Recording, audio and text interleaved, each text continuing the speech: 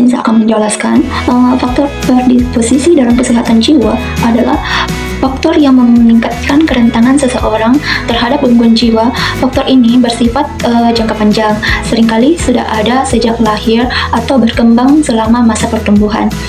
Adapun contoh faktor predisposisi, yang pertama itu faktor biologi, dipengaruhi oleh genetik, riwayat keluarga dengan gangguan jiwa seperti skizofrenia, depresi, atau gangguan kecemasan. Yang berikut, ketidakseimbangan neurotransmitter, yaitu gangguan pada serotonin, dopamin, atau norepinephrine dapat meningkatkan risiko gangguan mental.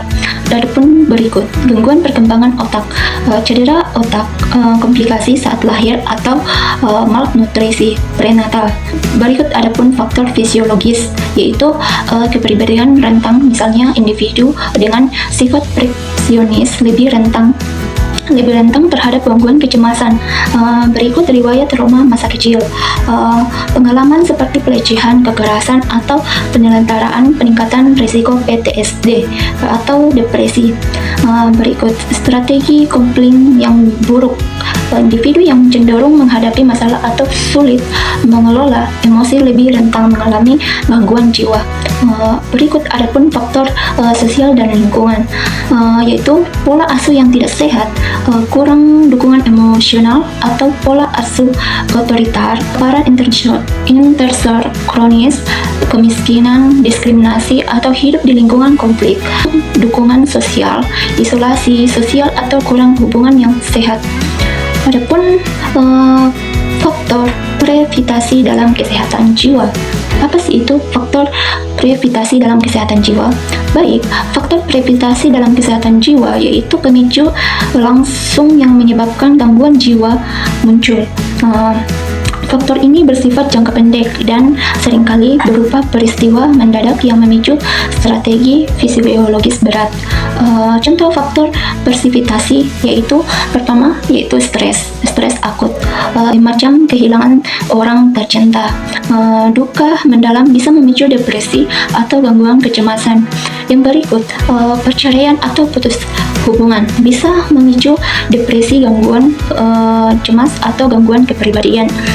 Berikut, adanya tekanan akademik atau pekerjaan bisa menyebabkan burnout atau gangguan kecemasan sosial. Berikut bagian dari faktor presipitasi yaitu berikut trauma kejadian buruk yang yaitu kekerasan fisik atau seksual dapat memicu PTSD atau gangguan kepribadian. Bencana alam atau kecelakaan bisa juga menyebabkan gangguan stres pasca trauma PTSD. Berikut, kejadian kriminal dapat menyebabkan korban kejahatan mungkin mengalami kecemasan atau paranoia, yaitu berikut, adapun perubahan drastis dalam kehidupan. Pindah ke lingkungan baru dapat menyebabkan stres sosial dan gangguan adaptasi, atau kehilangan pekerjaan bisa memicu gangguan depresi atau kecemasan berat. Masalah keuangan, tekanan ekonomi bisa menjadi pemicu gangguan mental. Berikut adapun faktor biologis yang bersifat mendadak, yaitu penggunaan zat psikoaktif semacam alkohol, narkoba, atau obat-obatan tertentu yang bisa memicu episode psikosis atau depresi. Berikut adapun perubahan hormon mendadak seperti postpartum depression setelah melahirkan.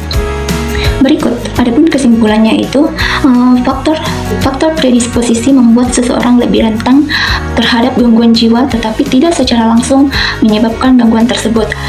Faktor persekusi dalam pemicu yang menyebabkan gangguan jiwa muncul pada individu yang sudah memiliki kerentanan.